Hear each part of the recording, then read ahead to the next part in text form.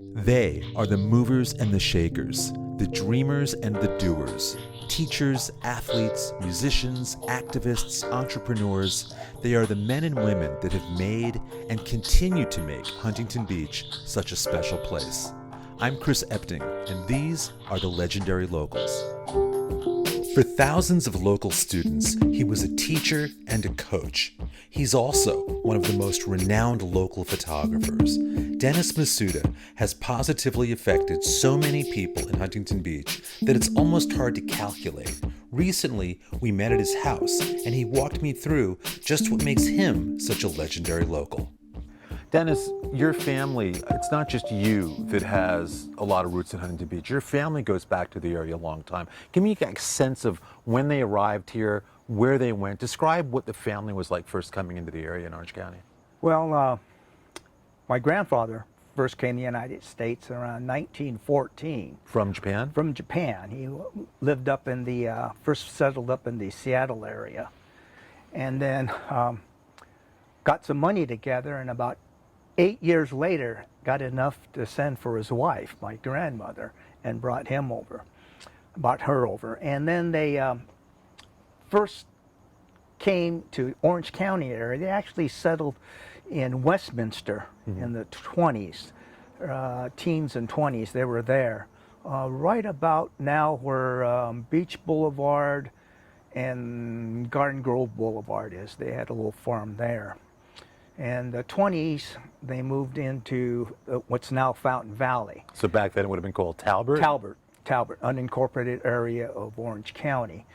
And they were there throughout the 30s farming all the way up. What are they farming then? They were truck farmers. They grew tomatoes, lettuce, beans, stuff like that in the early years. Toward the end, when they had sold part of the farm, in the 70s, they were growing strawberries and corn. In fact, they used to have a strawberry stand located at Warner and Brookers, just west of the city, west of Brookers. It would be right next to where there's a Carl's Jr. there now, right across from Sam's Club. The fruit stand and vegetable stand. Things change a little bit in Orange County. Yeah, a little bit. There's farmland, now there's houses, right? Yeah. So they come out, so they've been at Talbert. Then how do they kind of get closer to Huntington Beach? Well, our farm, we had two patches of farms. One was on Warner near Brookers. The other one was off of Ward and Ellis in Fountain Valley, which is now all homes. In 1965, my dad bought a house in Meredith Gardens, so we moved from Ward and Ellis 3 miles to Brookerston Adams in the Meredith Gardens tract, and we moved there in '65, and then I've been a resident of Huntington Beach since '65. I've moved 3 times in my life, all in Huntington Beach. That's it. Dennis, going back before you got to Huntington Beach in '65, your family during World War II, there's a real legacy piece there. Describe what happened with your dad, your uncles, and your extended family after the country went to war. Well, when Executive Order 9066 came that the Japanese had to get away from the West Coast, my dad, my aunts and uncles, my grandparents, they moved into one of his sister's places in Selma, just south of Fresno. And they thought they would be out of the evacuation zone because the evacuation was only for the people along the coastline, Washington, Oregon, and California. But then later on, it was the entire state. So they were taken from the Selma farm, and they were stuck in a relocation camp in Jerome, Arkansas. And they stayed there for about 3 years. And then they closed up the Jerome camp, and they went to Gila Bend, Arizona. And they were only there a few months before they came back to Talbert. So. And what about your uncle? My uncle, Kazuo, he was already in the military when Pearl Harbor happened and all of this stuff came about. And he was the member of the 442nd Regimental Combat Team, as well as my other uncle, Takashi. He was also a member of that group. So these were Japanese Americans serving their country? Right, during World War II. They were sent to Italy and to fight the Germans there. And it was there that my uncle Kazuo lost his life. And he was a real hero, right? I mean, he saved a whole patrol by staying back and fighting the Germans that had surrounded him, and got some very valuable information back to the headquarters there. And he was awarded the Distinguished Service Cross for his valor. Dennis, when you were growing up, would you hear stories about what it was like locally, the relocation and everything? That had to be a big part of your family. Stories you heard as a young man, were they? You'd be surprised, Chris. The people that went through it, the Japanese Americans that went through it, didn't like to talk about it. It was one of those things, why bring it up? It happened. Rehashing it is going to make anything better. In fact, I didn't even know about it till I was about 10 or 12 years old. I was looking through some old picture albums with my Uncle Masao, and I came across the pictures that my uncle had taken in a camp, and I said, well, what's this? And then he explained it to me. And that's when I was 12. You may not have even known. Had you not brought up asking. No. In fact, when I was teaching at Marina High School, I brought it into the curriculum because it wasn't in any books. There weren't any films on it. There wasn't any educational material. I brought all my uncle's pictures and what I could find in books and stuff, and my family stories, and I taught a whole unit on that there. What did you find the reaction to be from young people? This would have been when are you teaching at Marina? From 74 to 2004. Okay, so at that time, what was the reaction like from students learning about this firsthand from an affected family member? Well, they were surprised, actually, because it's the first time they had heard about it, and there was some remorse and stuff. It's kind of akin to when you first find out about the Holocaust. You're kind of horrified, but what can you? I mean, you're just kind of sad about the whole thing. I remember after doing it in my classes, several of the U.S. history teachers wanted me to come to their classes, and it was pre-announced, and I noticed an older Japanese lady in the back row that her son or grandson was in my friend's class. And so I gave my presentation, and she came up and thanked me. Well, she was a little girl in the camp and just wanted to see if her remembrance was what I was projecting. And she thought it was a very good presentation, and that won my heart. As a teacher, you're at Marina for a long time. Talk about your career as a teacher, because you touched you affected a lot of students' lives. Your name comes up. I hear it all the time from students left and right about the positive impact you made. What are your best memories as a teacher at Marina? Well, Chris, my best memories as a teacher weren't happening when I was a teacher. Let me explain this. You don't know what impact you have on a kid until you see him 10, 20, 30 years later as an adult. I run into kids at Home Depot, Costco, and they come over and thank me and talk about the things that they remember from the class. And I thought, wow, I didn't think you guys cared at all. And that's some of the best memories. They introduce their kids to you and so forth. But I taught history for 8 years, English as a second language for 2 years when the Vietnamese boat people were coming over. You coached several different sports. What's it like today when former students, former athletes see you? What do they think when they see you? What do they say when they see you? That's the best, when they come and give you a big hug, call you Coach Masuda or Mr. Masuda, and they thank you. And they always seem to bring up one special thing that they remember about class or the team that they played on, and that really warms your heart as a teacher. And some of these kids, they're in their 60s now. I'm only 70, so it's like, how did it get so old? And that was fun. Plus, it was something I really enjoyed. It's the old thing: if you get a job that you really enjoy, you never have to work a day in your life. Well, that was coaching. Dennis, in the midst of all of this, you're a photographer. You're a budding photographer back in the 60s, 70s, and you become somebody who documents Huntington Beach in a really special way. We're going to take a walk over here and look at some images in a minute. But Dennis, you're one of the most prolific, truly iconic documentarians at Huntington Beach when it comes to photography. You've been, in some cases, the right place, right time, but in many cases, you've gone after your subjects and really captured something really special. Describe your entree into photography and sort of what got you there. Well, it started with my uncle Masao. He was a photographer. He had his own dark room and been a photographer and developed this technique over years. And I was about 8 years old, maybe 10. He brought me a Brownie Kodak camera. The classic. The classic that had the, I think it was brown. I think it was like brown bakelite or something like that. And it just had one, you just pointed and you clicked, you know? And I remember getting that first roll of film back and going, I took this. In fact, I still have that roll of film. I still have the negatives from that. I don't have the Brownie anymore.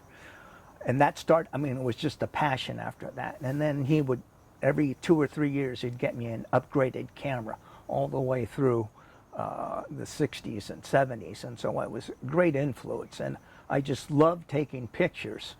And of course, being in Huntington Beach with all the neat things there are to take pictures of, the sunsets, the pier, the historic buildings, everything that was around, I just loved taking pictures of them. Dennis, you've taken arguably some of the most iconic photos of Huntington Beach during your career. You've got a collection here. I would love to see not just some of the more popular ones, but some of the more obscure ones as well, if that's okay. That'd be great. Yeah, this is looking at, it's kind of like a Huntington Beach photographic museum here. But the thing that jumps out, obviously, is 1988. We've seen these images. What's this day like for you? I mean, out on the pier when this massive storm kicks in. January 18th, 1988 was the first official Martin Luther King Day holiday. Right. And so it was a Monday. I was off of school, picked up the Daily Pilot, and big headlines, Huntington Beach Pier has broken off at the end. So I looked at the tide chart, the high tide was coming in, the wind was still blowing, so I grabbed the kids and took my camera, went out there, and the waves started rolling over about 10 o'clock in the morning. Did you feel in any danger at all being out there? No, I was actually, that was taken with a 200 millimeter telephoto lens, and I was actually standing on the parking lot, which is elevated. Kind of where Duke's would be today? Right, you know, it's elevated about 8 feet off with the cement wall there, so it was pretty safe. Now, connected to this photo, you had mentioned to me something called Huntington Falls. I didn't know that Huntington Beach had a waterfall. Describe this photo. This is the same day, January 1988. What's happening here, because it does look like a waterfall coming through the pier. It does. Well, the pier pilings were all on a wooden beam base, and it extended all the way up along the pier. And so when the waves were crashing over, all the water was rushing up all the way to Tower Zero. And then the pier drainage went off the end. It was lower at the end there.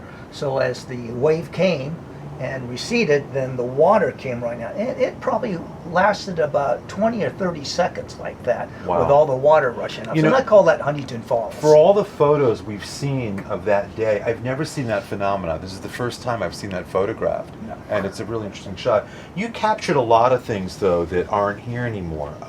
One thing, though, when the pier did reopen, you took this remarkable shot. This is 1992, right? What's happening here? It was the first day they opened it since they closed it in 1988. It's been 4 years. It was 4 years that that pier had been closed, and the old pier was completely taken down, and the new pier was open. And there's nothing on here yet, right? Except Tower Zero. Tower Zero, the old Tower Zero was on there. They transferred it by a crane from the old pier to the new one, and it was just packed with people. You couldn't get a parking spot in the city of Huntington Beach on that day. Wow. But we'll see after, you've got a piece of the piece original railing over there. Over there in my yard. A great Huntington Beach artifact. Meadowlark Airport obviously played a big part in local city history.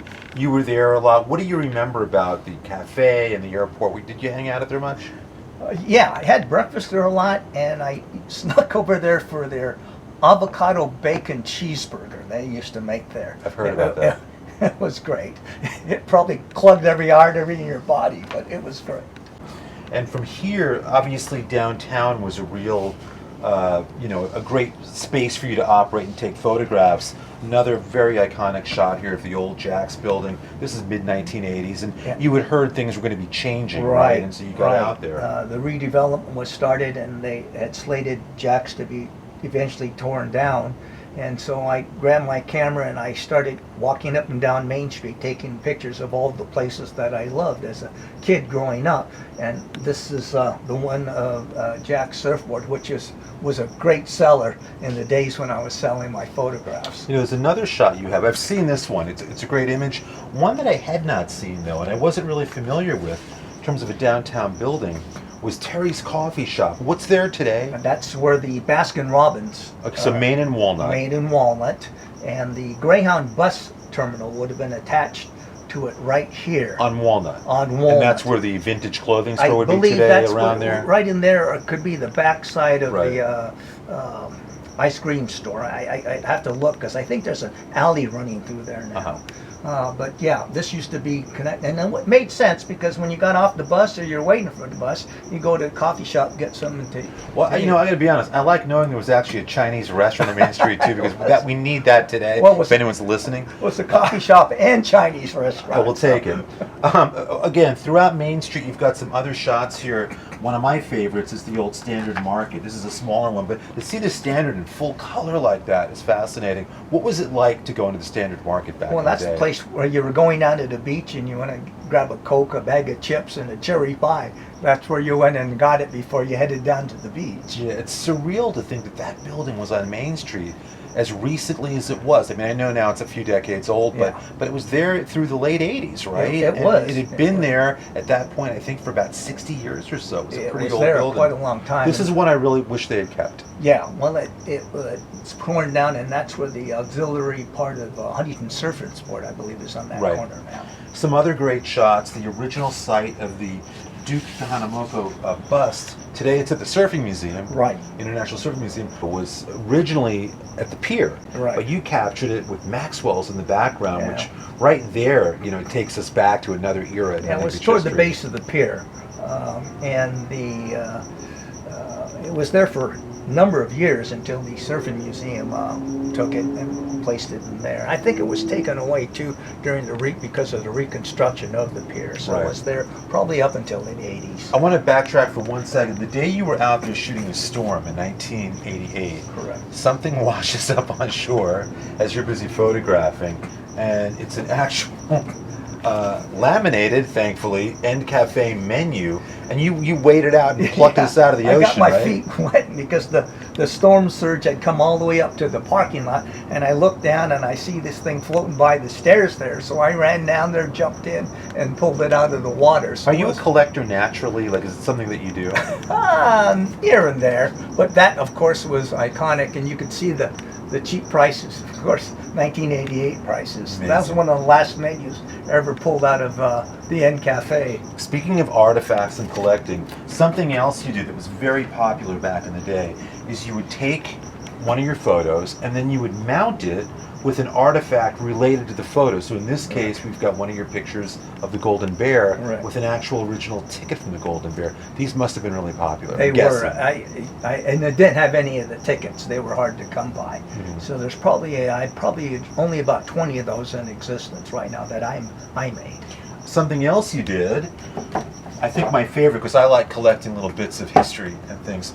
This is brilliant. You actually took photos of yours of the old Jack's building, of the pier, and of the surf theater, and you incorporated a piece of the brick, a piece of the pier, and an actual ticket from the surf theater. What gave you this idea?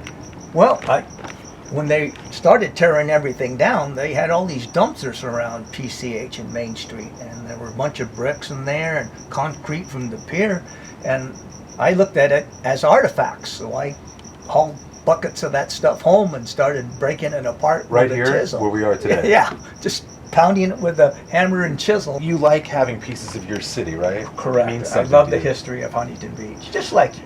Well, I do, but you know what? You're different. You are truly legendary local because not just of all that you've done as an educator, as a coach, as a photographer, but I think your family history as well really gives you a special take on the history of the area. You know, growing from Japanese American farmers in town, the internment camps during World War II. You taking that and giving kids, in modern times, lessons about what happened. It's really important. So I have to tell you, as our very first legendary local episode, I'm so proud to be able to talk to you and honored that you are our subject. Thank you for having Matt and I over here to your home. We really appreciate it.